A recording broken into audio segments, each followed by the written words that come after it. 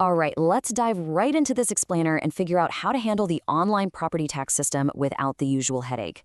Because let's be honest, if you've ever dreaded tax season thanks to those long lines, the confusing paperwork, or just trying to navigate clunky government websites, well, you are in exactly the right place. Today, we're breaking down the St. Louis County property tax payment process so you can get it done efficiently, securely, and totally on your own terms. It's true. Did you know that you can actually pay your St. Louis County property taxes from the comfort of your couch in just a few clicks? Seriously, it's that easy. We're going to look at how this straightforward digital workflow gives you both incredible convenience and, really importantly, top-notch security. No more stressing about checks getting lost in the mail or standing in that never-ending line at the Clayton office. By the time we wrap up this explainer, you're going to be an absolute pro at navigating the county's portal. Here's our quick roadmap for today. We'll start with property tax basics, then move into preparing to pay online, walk through a step-by-step payment guide, cover troubleshooting common issues, and finally wrap up with some tips, benefits, and our conclusion. Let's get to it. Section 1. Property tax basics. Right off the bat, it is absolutely crucial to note the administrative boundaries here. You'd be surprised how many people mistakenly mix up the independent city of St. Louis with St. Louis County. If you live in the city, you actually use a completely different platform called Pay at St. Louis.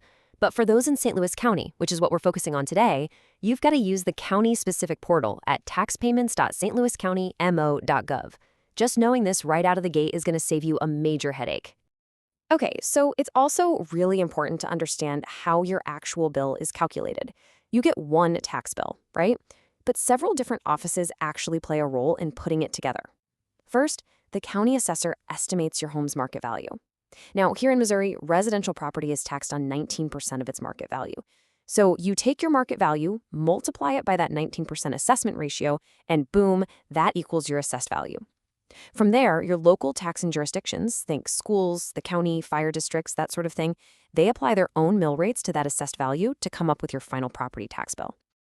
Moving right along to Section 2, preparing to pay online. Before we go clicking around, let's get everything you need ready to go. Having these items prepped in advance will save you time and, crucially, keep you from timing out on the payment portal. You're going to need a stable internet connection, your specific account or locator number, and your payment method. You can use a credit card, a debit card, a digital wallet like Google Pay, or an e-check. Now, you definitely need to be aware of convenience fees. State law actually mandates a convenience fee for certain methods. For example, there's a 2.35% fee for credit and debit cards. But hey, pro tip, if you select the e-check option using your bank routing info, it is completely free. Now, here's a key fork in the road you need to watch out for. The county uses completely separate databases for personal property and real estate. This means you have to use the specific identifying number for each type. If you're paying for personal property, like your car, you need your account number. But if you're paying for real estate, like your house, you'll need your locator number. Making sure you have the right number for the right tax type is basically the secret code to a smooth search. All right, Section 3, our step-by-step payment guide. This flow is exactly what you'll see on your screen, so you'll always know what button to hit next. Step 1, you'll head over to taxpayments.stlouiscountymo.gov and enter your property number, owner name, or address. Once you locate your property, Step 2 is to look at your outstanding balances and add them to your online shopping cart. Next, Step 3, you review that cart, making absolutely sure you are paying the earliest delinquent installment first. And finally, Step 4, hit checkout. That button will redirect you to their secure partner site so you can finalize the payment. Now let me highlight a really crucial point about Step 3. The software strictly enforces what's called an installment hierarchy. Basically, if you have unpaid taxes from previous years, the system programmatically forces you to check out and pay the oldest delinquent tax year first. You cannot just bypass historical debt to pay the current year's bill online. The system is designed to ensure structured debt resolution, so just keep that in mind. Also keep in mind a very specific limitation of the online system. It only processes full tax years. If you need to make a partial payment of less than a full year, you literally cannot do it digitally.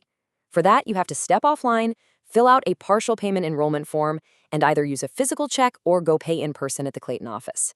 But if you're paying full years, all those digital methods we talked about earlier, credit, debit, e-check, and Google Pay, are totally good to go. Section 4, troubleshooting common issues. Okay, this tip right here is going to save you immense frustration. When you're on the search screen, always try to use your exact account or locator number rather than typing in your physical home address. Why? Well, exact physical address matches in the database can be incredibly finicky because of slight discrepancies in abbreviations. Like, if you live on Main Street, but you type ST dot, and the database has the word street spelled all the way out, it might just tell you it can't find you. Stick to the numbers, and you're guaranteed a match. And here is a timing issue that catches so many people off guard. Listen closely. You cannot pay your personal property tax online from your smartphone while you're physically standing in line at the DMV. It just doesn't work that fast. The system requires about 2 business days for your online payment to clear the banking networks and update the county's production servers. Only after that happens does the county update the state DMV verification system. So you really need to plan your digital payments a few days ahead of time so you aren't blocked when you get to the license office. So why the huge rush to pay by the end of the year? Well, property taxes have to be paid or postmarked by December 31st. Missing that hard deadline results in a massive 18% interest rate per year on the delinquent amount. Yep, 18%. Plus, there's an additional 2% penalty charge on top of that, which is set by Missouri state law. So making sure you execute a timely, successful online payment is incredibly valuable to your wallet. Finally, Section 5, Tips, Benefits, and Conclusion. Honestly, paying online provides this instant digital footprint of your civic duty, which is just great for peace of mind. Plus, once your transaction clears, the direct integration with the DMV is a total game changer. The county database directly feeds your licensing compliance data right into the state DMV verification system. That means you won't even need to bring a physical piece of paper to renew your plates as long as the county portal shows your account is paid in full. It entirely eliminates mail delays and keeps you completely out of those long, frustrating lines at the collector's office. Now, as with any civic process, I do need to share an important disclaimer. Please remember to check for any updates or changes in procedures directly on the St. Louis County government website, as processes and policies can definitely change over time. It is always your best bet to verify current rules and fee structures at stlewiscountymo.gov just to ensure you have the absolute most up-to-date information. All right, now that you have the knowledge to efficiently manage your civic duties right from your couch, how are you going to use the time and hassle you've just saved? I really hope this structured breakdown empowers you to take control of your property taxes with total confidence. By understanding the basics, getting your info prepped, and following the digital flow step by step, you can completely remove the stress from tax season. It kind of makes you wonder, as local governments keep digitizing these legacy systems, what other civic duties will soon be just a quick click away? Thank you so much for joining me for this explainer, and hey, happy navigating!